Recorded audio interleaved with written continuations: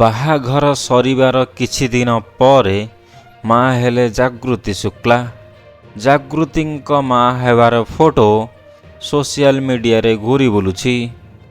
ଜାଗୃତିଙ୍କ ମା ହେବା କଥା ଶୁଣି କ'ଣ କହିଲେ ଘର ଲୋକେ? ଏହା କ'ଣ ସତ? ଜାଣିବା ପାଇଁ ଭିଡ଼ିଓଟିକୁ ଶେଷ ପର୍ଯ୍ୟନ୍ତ ଦେଖନ୍ତୁ।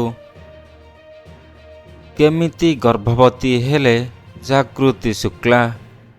ଖୋଲିଗଲା ସୁପରଷ୍ଟାର ଅନୁଭବ ମହାନ୍ତି ଓ ଜାଗୃତି ଶୁକ୍ଲାଙ୍କ ସବୁ ଗୁମର। ହଁ ଦର୍ଶକ ବନ୍ଧୁ, ସୁପରଷ୍ଟାର ଅନୁଭବ ମହାନ୍ତି ଓ ଜାଗୃତି ଶୁକ୍ଲାଙ୍କ ବାହାଘର ସରୁ ସରୁ ମା ହେଲେ ଜାଗୃତି।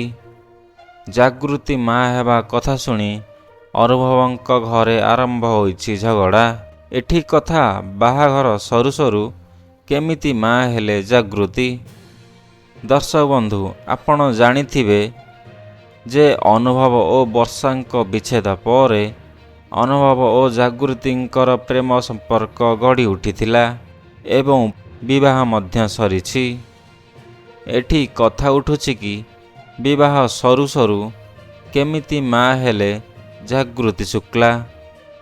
ଦର୍ଶକ ବନ୍ଧୁ, ଆପଣଙ୍କୁ କହି ରଖୁଛି କି ମା ହେବାର ଏହି ଫଟୋ ସତ ନୁହେଁ।